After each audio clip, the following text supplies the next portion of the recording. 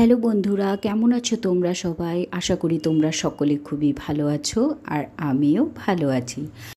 সোনাকে এখানে বসিয়ে দিয়েছি আর হিমসোনার সাথে আমি গল্প করছি। আর হিমসোনার জন্য অনেকগুলো জিনিস আমি অর্ডার করেছিলাম, সেটাই তোমাদেরকে এখন দেখাবো। তো এগুলো ফার্স্ট ক্রাই থেকে ওর জন্য কিছু জিনিস অর্ডার করেছিলাম। তো প্রথমেই এটা খুলে দেখাচ্ছি। এটা হচ্ছে সোনার জন্য অনেকগুলো হ্যাঙ্কি ইউজ করেছি। এটার মধ্যে তোমার 6টা হ্যাঙ্কি আছে, 6 কালারের, আর পিওর কটনের এই হ্যাঙ্কিগুলো। যেহেতু সোনার মুখ মোছানোর জন্য আর ওই একটা দিয়ে দিলাম ওকে, খুবই দরকার হয়, আরও চিবুতে থাকে এটা ওটা কাপড়, তো যার জন্য এগুলো ওকে দিয়ে দিলাম আমি। এগুলো পারচেস করেছি আর খুব সফট এগুলো। তো ওর জন্য এই 6টা হ্যাঙ্কি আনা হয়েছে। তারপরে এই একটা বক্স, এখানে অনেকগুলোই বক্স আছে।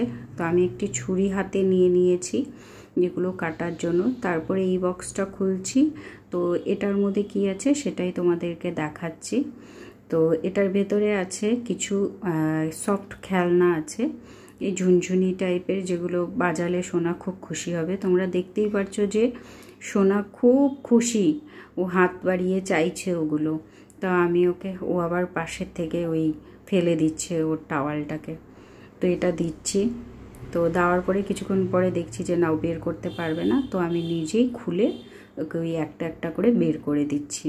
তো দেখছে, বেশ ভালো লাগছে ওর দেখে। তো নিতে চাইছে না, আবার একটু কানু কানু করছে। তো আমি সবকটাই ওকে একটা একটা করে বের করে দিচ্ছি, দেখি ওর কোনটা বেশি পছন্দ হয়।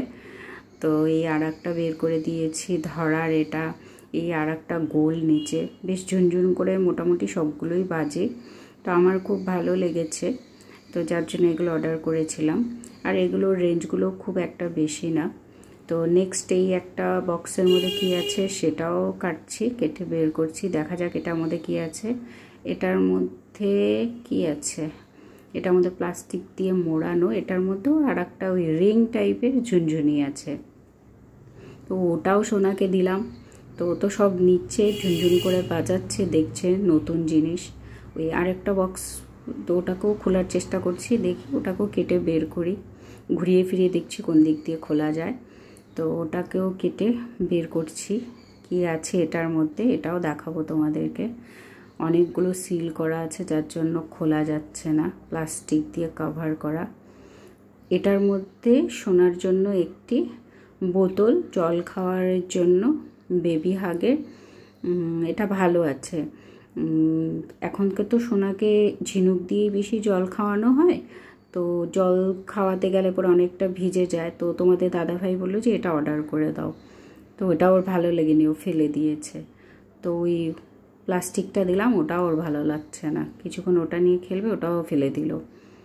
তারপরে নেক্সট এই আর একটা বক্সের মধ্যে, এটাতেও একটি ঝুনঝুনি আছে। অলমোস্ট সবগুলো ওই ঝুনঝুনিই অর্ডার করেছিলাম।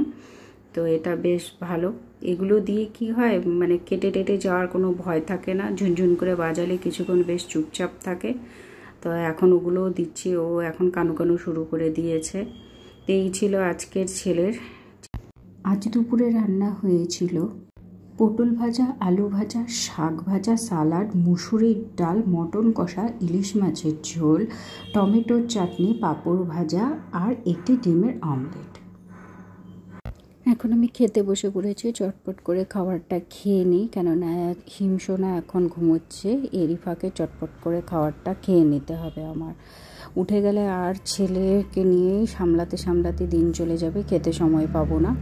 তো যার জন্য চটপট করে একের পর এক খাবারের ওপরে আমি ঝাঁপিয়ে পড়েছি। ঝটপট করে খাবারটাকে সেরে নিয়ে তারপরে আমার উঠতে হবে। আর আমি উঠতে উঠতে আমি জানি আমার ছেলে উঠে যাবে, তার সাথে সাথে ছেলেকে নিয়ে আজকে আমার একটু বাইরে যেতে হবে ঘুরু ঘুরু করতে। তো তার জন্য আমি ঝটপট করে খেয়ে নিচ্ছি এখন।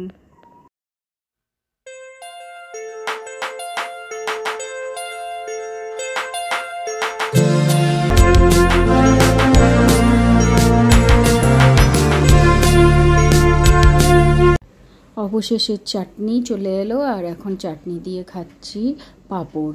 আমার ভীষণ ভালো লাগে চাটনি দিয়ে পাঁপড় খেতে।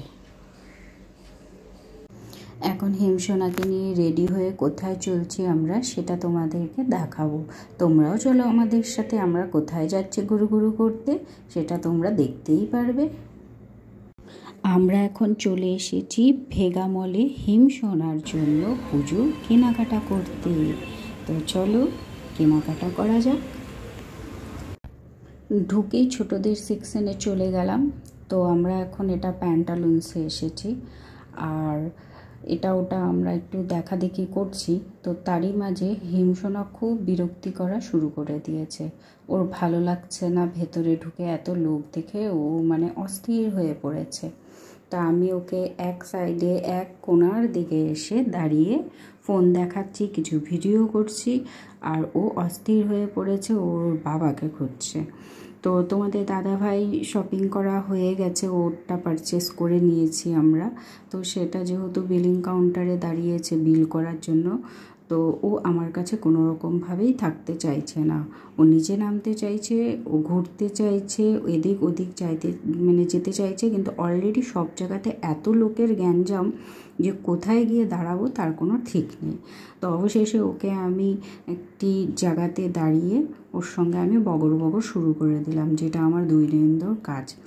তো সবাই আমাকেই তাকিয়ে তাকিয়ে দেখছে। আমাকে বগর বগর করতে দেখে বেশ অনেকটাই রিল্যাক্স হয়ে গেছে ছেলে, মানে বুঝতে পেরেছে যে মা অনেকক্ষণ ধরে বক বক বক বক করে যাচ্ছে, তো বাবা যখন নেই তো চলো মায়ের সাথে একটু কোঅপারেট করা যাক। তো মনে হয় সেই কারণেই একটু চুপচাপ হয়ে আমার মুখের দিকে কন্টিনিউ তাকিয়ে আছে, আর আমি একটু চুমু টুমু দিয়ে যাচ্ছি সেই ফাঁকে। তো কি করব, মা ছেলেকে তো চুপ করাতে হবে। তো এটা ওটা দেখাচ্ছিলাম। তো অবশেষে কি করব, সেই হাঁটতে হাঁটতে মানে বাবার কাছে যাওয়া। তো বিলিং কাউন্টারে অবশেষে চলে গেলাম। তো গিয়ে দেখছি যে তোমাদের দাদাভাই বিলিং করাচ্ছে ওখানে। তো পাশ থেকে মানে লজ্জা ছেড়ে একটু জোরে ডেকেই বলে ফেললাম, তাড়াতাড়ি করো, বাবু প্রচণ্ড কান্নাকাটি করছে। তো তা দেখে আশেপাশের লোক প্রচণ্ড হেসেই ফেললো, কিন্তু কিছু করার নেই, ছেলেকে বাবার কোলে চাপিয়ে। শপিং করে বেরিয়েই দেখি জোর তোর বৃষ্টি পড়ছে। তো তোমাদের দাদাভাই ছাতা মাথায় পুচকুকে নিয়ে দাঁড়িয়েছে, আর আমিও ওই বৃষ্টির মধ্যেই টুকটুক করে এদিক ওদিক একটু ঘুরে নিচ্ছি আর এগোতে হচ্ছে। তারপর গাড়িতে উঠে পড়লাম, ছেলেকে নিয়ে বাড়িতে ফিরতে হবে, যদিও বা খুব বৃষ্টি পড়ছে আর রাতে অন্ধকারও অনেকটাই হয়ে গেছে। এই হচ্ছে আমার শিলিগুড়ি শহর। অনবরত বৃষ্টি হয়েই চলেছে, তারই মাঝে মানুষে কেনাকাটা করেও চলেছে। সো ফাইনালি আমরা এখন বাড়ি ফিরে যাচ্ছি, অনেক রাত হয়ে গেছে। আজকের ব্লগটি এখানেই শেষ করছি, দেখা হচ্ছে আরও একটি নতুন ব্লগে। ভালো থাকবেন, সুস্থ থাকবেন।